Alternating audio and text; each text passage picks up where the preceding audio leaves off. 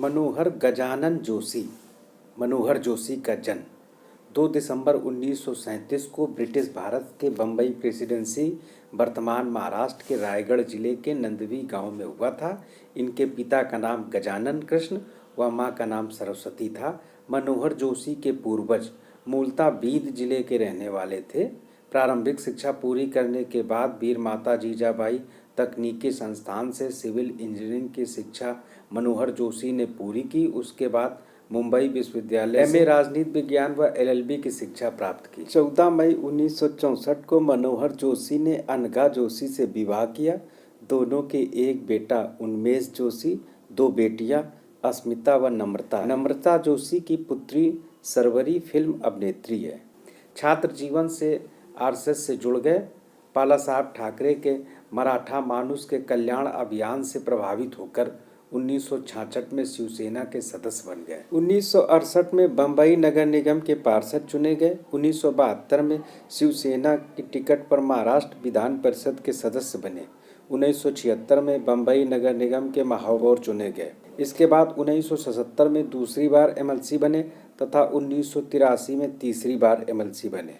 1984 के लोकसभा चुनाव में मनोहर जोशी भारतीय जनता पार्टी की टिकट से मुंबई नॉर्थ सेंट्रल से चुनाव लड़ा और कांग्रेस के प्रत्याशी शरद दिघे से चुनाव हार गए। 1990 के महाराष्ट्र विधानसभा चुनाव में शिवसेना की टिकट पर दादर विधानसभा से चुनाव लड़ा और कांग्रेस के प्रत्याशी भाऊराव पाटिल को पराजित करके पहली बार विधायक बने। विपक्ष के नेता बनाए गए। 12 दिसंबर 1991 तक इस पद पर रहे। 1995 के महाराष्ट्र विधानसभा चुनाव में शिवसेना की टिकट से पुनः दादर सीट पर चुनाव लड़ा और कांग्रेस के प्रत्याशी सरयू गोविंद ठाकुर को पराजित करके दूसरी बार विधायक चुने गए। शिवसेना भारतीय जनता पार्टी गठबंधन ने बहुमत प्राप्त किया।